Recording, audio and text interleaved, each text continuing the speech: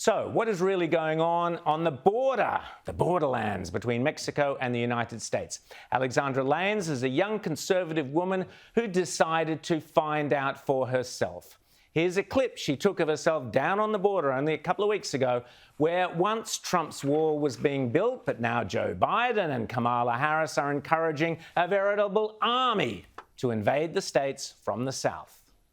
Cartel does control that side of the border, and for people that don't know, pretty much 99% of immigrants that try to cross the border have to come across with the cartel assistance. And if you are caught crossing the border without the cartel's assistance, they will basically nix you and dump your body in the Rio Grande. And these are stories that people need to understand. This is dangerous for both Americans and the immigrants that are trying to come across here. And especially in this area, a lot of them are, well, not in this area, but in the border in general, a lot of them are women and children. And a 6-month-old story just kind of broke my heart. Alexandra, I'm delighted to say, joins us now from the States. Alexandra, how are you? I'm great. How are you? Yeah, we're very well. Thanks for coming on here on Outsiders in Australia. And your video went round. It was great viewing. Now, tell us why you decided to go down to the border with Mexico, what you thought you would see and what you did see.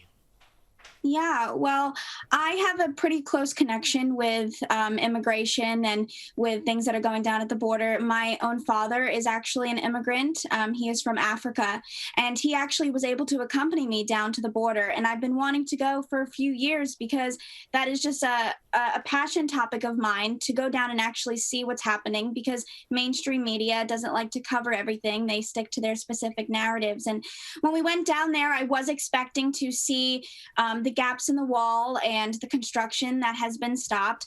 What I did not expect to see and hear was the stories of these children that are coming across the border, and they're being sexually assaulted, and they're being dropped in the Rio Grande, and no one is there to save them unless Border Patrol is luckily in the area to save them. And this is a crisis that is going on that our current administration is not handling. Rita.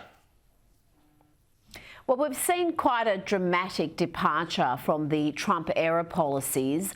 Can you tell us about what's that led to? We're hearing figures now, the media are even acknowledging that there's going to be more than 2 million border crossings on that Mexican border by the end of this year. Yeah, well, during Trump's administration, he started to build a border wall. And while I was down there, I really got to listen to the border agents and the state troopers that work down there and have to deal with this every day. Kind of got to hear their opinions on the wall. Does it work? Does it not work? Is it more of a nuisance? Is it helping you? What is actually going on down there? And they said that it is definitely helping. The border wall was never to stop immigration, but it was made to slow it down, and it helps the Border Patrol agents do their job better and to basically control the illegal immigration that is coming through. And with Biden in office, he is stopping border wall construction. I was able to see a spot that he had stopped, and we talked with a Border Patrol agent that was down there, and it's making it a lot easier for them to come and cross. And he also brought back catch and release, which means when these illegal immigrants come through the border and they come into the United States, they are apprehended and then they are released into the United States pending future hearings to probably never be seen again. So it's a clear contrast of what Trump had implemented and what Biden is implementing. And Biden wants open borders because he wants new voters for the Democratic Party. Caleb. Roughly 10 years ago, Alexandra, in Australia, we had waves of boats that were arriving at Australian shores full of asylum seekers because the Labor Party here opened the floodgates, let them in, let these people in. And that ultimately led to people drowning at sea because they were given the green light to get on a boat, come over here, often got in trouble on the water, and they died. Having seen what you saw and the stories you heard, is it fair to say that the American administration is, by allowing people to come over the border, encouraging people to their own deaths and to their abuse? 100%. Absolutely. I definitely think that with the open border policy that Biden is implementing and with not getting the illegal immigration under control, we have a hand in the dangers that we're seeing across the border. And the thing is that there's so many people on the left specifically that think that they care about people with having open borders. But in reality, it's the opposite. They don't care about people because we're seeing deaths from the American side, and we're also seeing deaths from the Mexico side and from Honduras and El Salvador. All these immigrants that are coming through all these places that they're losing their lives because of it. Because as you know, I'm sure you do, the cartel controls the border on the Mexico side, and they are extremely dangerous individuals, and they don't really care about your life. They prioritize profit over people. So by allowing this illegal immigration, by allowing these open border policies, by allowing this catch and release, and basically saying, welcome home, come to our country illegally, and we'll welcome you in, it's really, you're just welcoming more deaths and dangers, not just for Americans, but also for immigrants. So, Alexandra, tell us more about the cartels, because that was something in your report you spoke about quite a bit, and you know, the child sexual abuse and so on. So, who are these cartels? Are they just smuggling people? Are they connected to the drug cartels? What's the story there?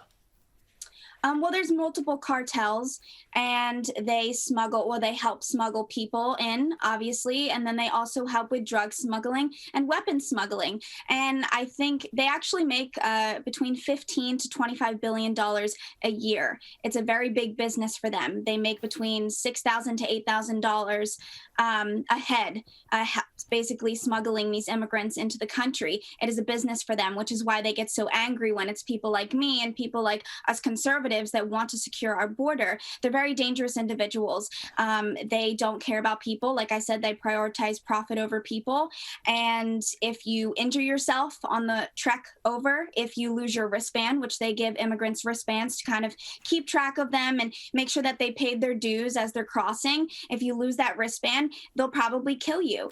I actually heard of a woman that was crossing with her children, and she lost her wristband in the brush, and they broke her legs and threw her in the Rio Grande. Luckily, Border Patrol was in the area and they were able to save her, but we don't know if she was actually ever reunited with her children. I mean, these are horror stories.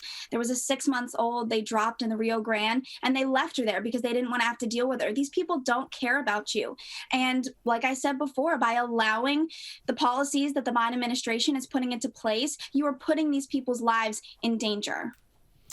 Alexandra Lains, fascinating. Well, you're incredibly brave to go and do all that. Keep up the great work. What's next? Where are you going next?